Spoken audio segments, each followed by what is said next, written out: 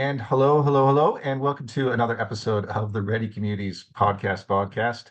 My name is Dr. Chad Renando, and one of the co-founders with Ready Communities, along with Hello, I'm Kerry Grace, also co-founder of Ready Communities and the founder of the Social Impact in the Regions Conference.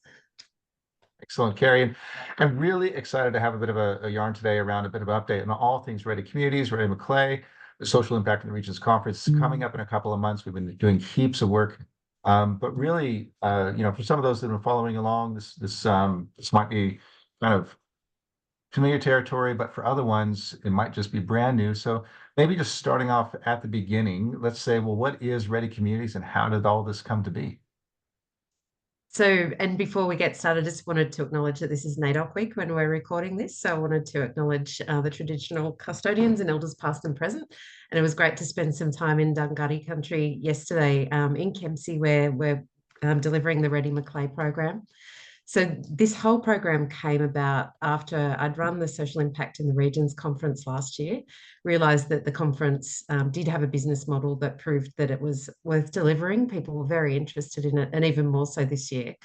But I didn't want it to be just plonked in a conference centre because I just don't think that does serve the purpose of the actual conference. So this year, Chad and I made a partnership and have delivered the Ready Macleay program with the aim of really integrating the whole community into the conference, but also all of the benefits that lead into that actual conference itself. Yeah, it really was the culmination of a lot of the work we've done because we've been doing this stuff for, gosh, a few decades now. And we've done all the bits, right? So we've done the mapping, we've done the engagement, we've done the workshops, we've done the conferences, as you said. But really to package all that up into more of an overall program, what we refer to as scaffolding, working with other organizations in the regions, how do we take them on a bit of a bigger journey, a bit of a longer term approach over a couple of years. I came off the back of running a pretty major conference or supporting that down in Melbourne. We had about 2,500 people down there. But again, as you say, like how do we really make sure that they have an impact with work leading up to it, as well as a legacy after? And really, that's the vision of what we're doing with Ready Communities, and in particular with Ready Macleay. And some of the challenges that we experience there, or the reasons why we're doing it. One of them is around just acknowledgement that regions across Australia, if not the world, are experiencing challenges from climate transition, industrial transition, um, uh, demographic shifts. At the same time, as they have a lot to offer, and there's a lot of really exceptional things about living in regional Australia. And secondly, then, so we have a lot of programs that do things around place, but then how do we help those? It's an emerging field globally as well as within Australia on how we do support place-based transition. And we feel that we can contribute to some of that conversation.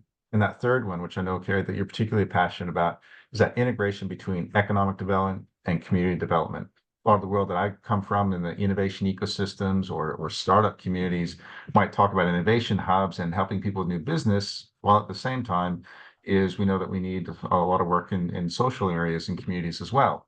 On the flip side, you can have a lot of people doing a lot of the social work and helping people that might be disadvantaged, but they also need transitions into viable jobs and the new types of economies that we see coming in. So how do we blend all that together? So that was kind of the reason, one of the reasons behind Ready Communities, which now has its first expression in Ready Macleay in the Kempsey region. Yeah. Yeah, absolutely. And it's not only those broader global challenges that you're speaking to, it's things like workforce shortages, skill shortages in regions, housing shortages, and the fact that people simply can't access the services that they require to be able to get a job or have meaningful employment. So when it comes to conferences itself, we think a lot about the economic impact through the tourism dollar of a conference. But conferences can be a lot more than that. So we've really leveraged the fact that we're having all of these people coming to town to then use it as a catalyst to open up the challenges that exist within the Macleay community and particularly Kempsey, where our area of focus is, so that we can have really positive discussions about what the gaps actually are and how people can bring those together. So communities like Kempsey particularly have a lot of consultation it's never ending. People tell us or use language like consultation fatigue. They're sick of being asked questions and not seeing things happen. So a program like Ready Communities can actually come into the community, have one conversation with the community, identify initiatives, and then start activating those initiatives at the same time as continuing on with that conversation. So rather than a whole new process starting by a different entity or a different government department, can simply plug questions in and tag into that process that's happening. So then when the conference happens, it's not just a bunch of tourists coming in to look at the community and extract from it essentially. It's people who are actually coming to immerse themselves in that community, be part of it, understand what the challenges are, understand what the aspirations of the community are, and at the same time learn from the speakers in the way that they normally would in a conference. So at the moment, because we've got people coming in who are into impact investing, we have philanthropists coming to town, we're having additional conversations with both the local community and those people to say, well, hey, while you're in town, why don't you learn a little bit more about what's happening and how you can get involved with one another? For the past 10 months, we've been preparing, both understanding deeply what's happening in the Kimsey region or in the overall Macleay Valley region, bringing together workshops and activations and identifying initiatives and mobilizing groups at the same time as engaging across Australia with leaders, letting them know what we're doing and preparing people for this conversation. So as you say, when they come to the Social Impact in the Regions conference in September, the community's ready, the participants, the delegates coming outside the regions are ready to really practically roll our sleeves up to get things done. And that's one of the biggest things we hear when we go to conferences. And there's a significant number of conferences across Australia on a regular basis, and it's amazing. But the leaders that go to them say, look, we want to apply ourselves. We want to actually have practical impact both for ourselves and we want to make a difference. And so we really want to leverage that energy and say, well, great, let's do that practically in the region. So we've been doing this for 10 months. We initially started off with different clusters that we were focusing on, which is refined down to some very specific initiatives that have come out. And it's pretty exciting, even as you mentioned with NIDOC Week, that integration with the CBD that we saw this week and some of the other things. So maybe if we can speak to that kind of practically, what are we seeing that are coming out as a result of some of this? Yes, so the NAIDOC Week one example is particularly exciting.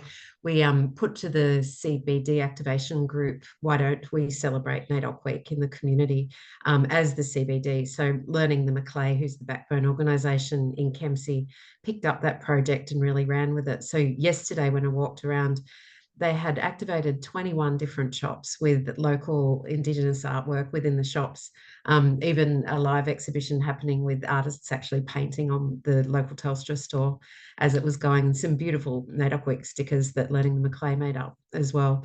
So the great thing about that outcome is it was suggested to the shopkeepers who were ready through that Ready Communities process.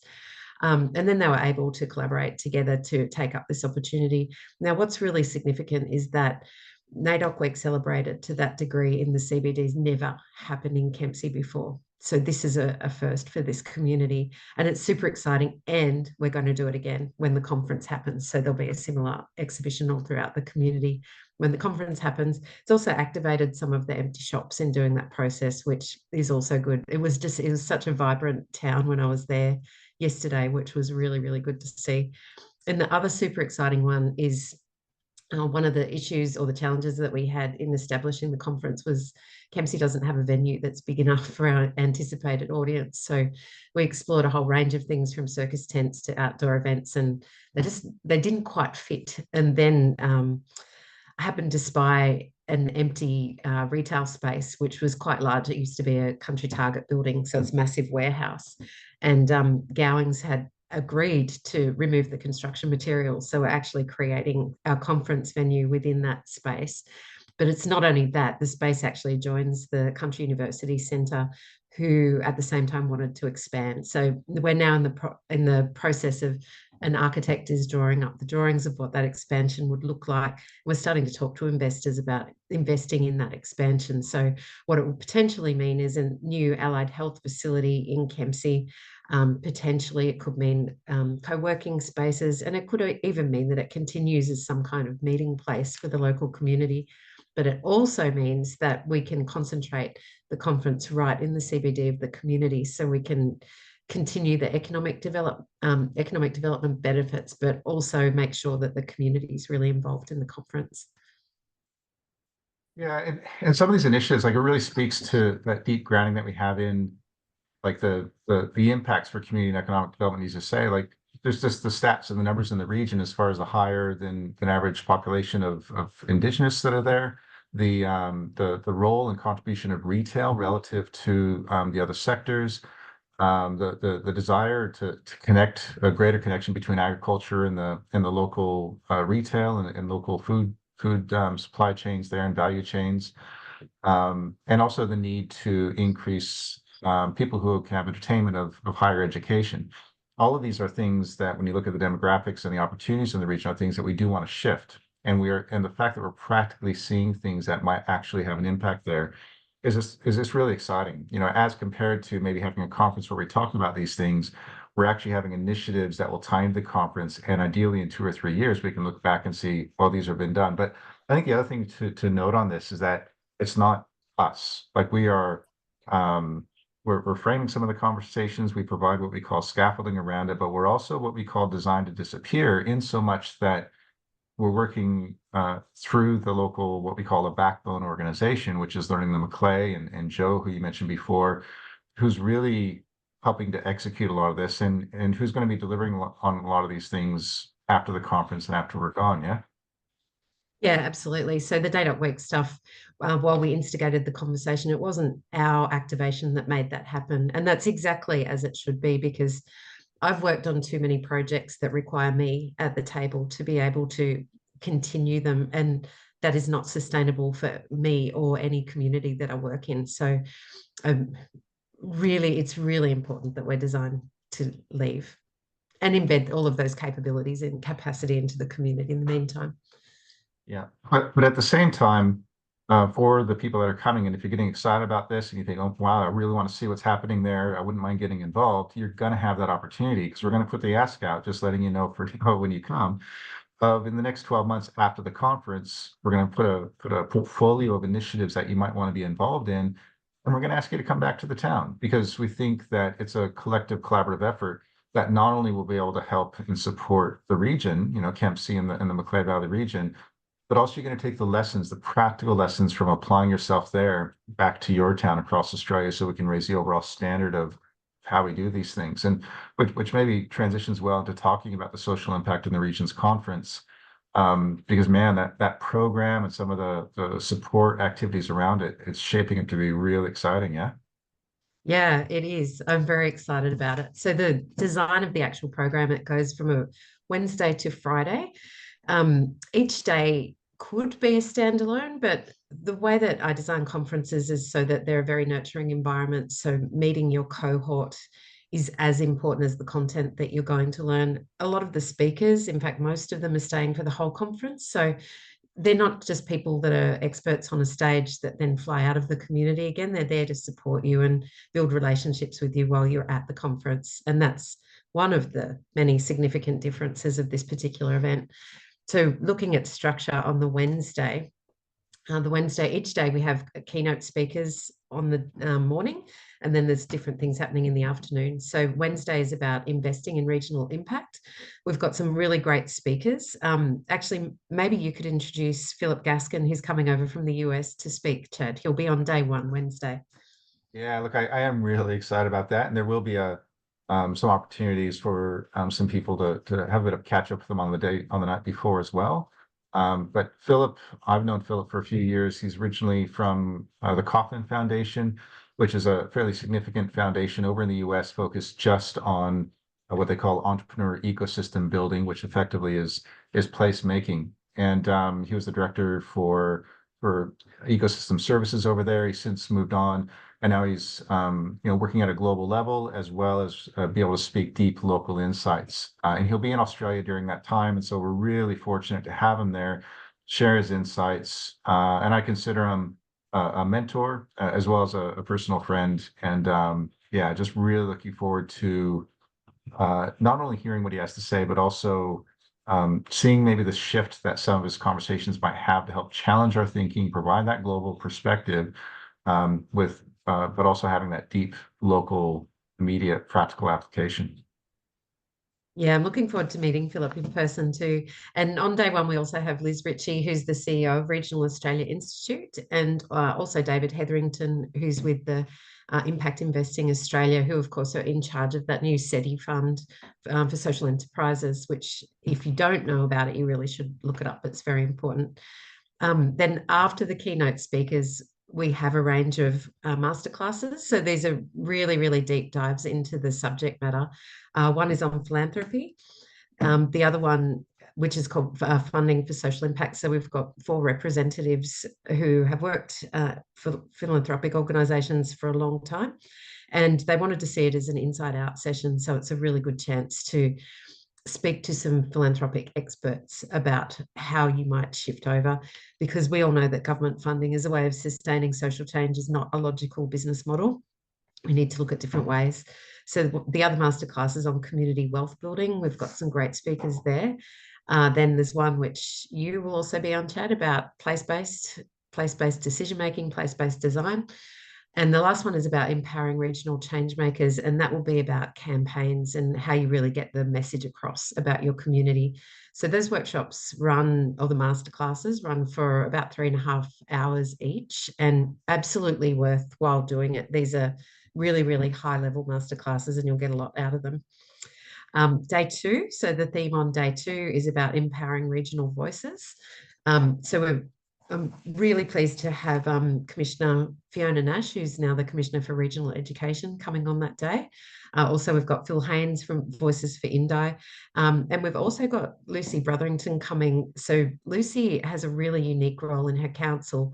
Even though it's in Sydney, she still understands a lot about integrating conversations about social impact into that paradigm, which we find is a little bit lacking. So Lucy will be there too. Then there's a whole swag of workshops. So there's 2 separate sessions of workshops, and they range on everything from designing your business structure for social impact, all the way through to the importance of main streets in creating social impact. So Ashley Watt's coming across to talk about Why Leave Town. Then we've got our conference dinner, and I'm not going to give away anything about this, but if you come to it, I can guarantee you have never ever seen a conference dinner like this before. It's going to be pretty unique. Day 3, understanding regional challenges. So that day is again different in structure. It does start in the morning with keynotes. So we have Natalie Eggleton, and Natalie's the CEO of FRRR. We also have Marianne Scully from ACRE, and also we've got Kylie Flement from SECNA, the Peak Social Enterprise Organisation in New South Wales. Then after lunch, we're diving into our streams. Now, while it may seem, if you're trying to save a bit of time in the conference, that this might be an area to not come to, I really, really encourage you to come. And here's why. Because we're going to have people from all across the country looking at these streams. They're going to be talking about different ideas to address the streams, different contacts, different connections, different ways to fund it. And then, Chad, you and I will be taking a paper to politicians, to investors, to different philanthropists after that, and that information is coming out of that day 3. So we really need to have people in the room to discuss it. So we already know the streams. We have a youth futures, housing. The 3rd stream is place-based design, and the 4th stream is currently being designed by the alumni. Now, the youth futures stream is coordinated by our expert youth partners, Tasnem from Futures Isle, and that's going to be huge. They've designed this whole additional program based around it to engage young people and some challenges that they're already considering, which is exciting. I might pause.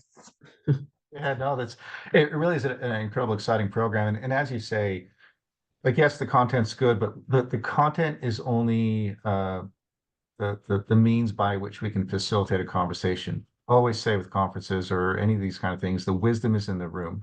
The people coming, yes, there's going to be people learning. Maybe some of them are initially on their journey, but man, the leadership that we're going to have in there, you want to be there because you want to be sitting next to the kind of person that's attracted to this type of conversation and you want to talk to them.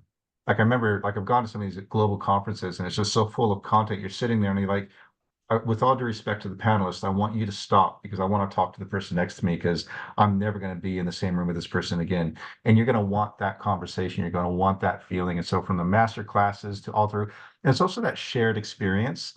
Like you say, it's like the sitting there in the dinner. It's going to be traveling around with the different people, going to the different locations. That experience is just as valuable as sitting there and getting the content in. Look, anybody can go on YouTube or read a book and get the content. We get that. Yes, you're going to hear stuff that's contemporary. You're going to hear stuff that's going to challenge your thinking, but you're actually going to get to do something with it. And as you say, Kerry, we're going to take the content of not just the conference, but everything that we've learned leading up to it from the 10 months and everything that's going to come out and the roadmap for the Kempsey region over the next 12 months after from some of these things. We're going to package all that up, go to Canberra and say, look, here's some of the stuff we're learning. Here's some of the stuff we're hearing. What does this mean for the next 10 years of regional policy in Australia? And also be informed, because we have global speakers come in and how do we then get that global perspective as well? Because it's a global challenge we're facing with, again, that immediate local application. But speaking of those shared experiences, again, I remember going to some conferences and we've done plane flights or we've done boat rides and like, man, sitting next to that person, you look over and they're director of this or that, or they're, this position or a practical application of somebody leading in this particular area. I think, wow, I'm so glad I get to be locked in a plane or a boat with you. We actually have something pretty unique for some of the people that want to sign up to it, don't we? Yeah, we really do. I don't organize events because I like organizing events.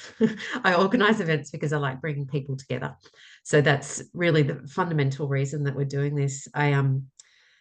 As I believe, same for you, Chad, we're just really committed to creating this change in regional Australia because there's too many silos between community, economic development, this issue, that issue. And essentially, what we're doing is competing region against region to solve the problems that we all have that are similar.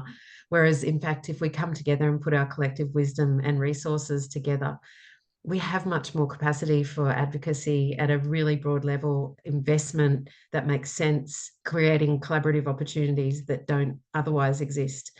We're seeing those manifest in the Ready Macleay program, just simply bringing people together.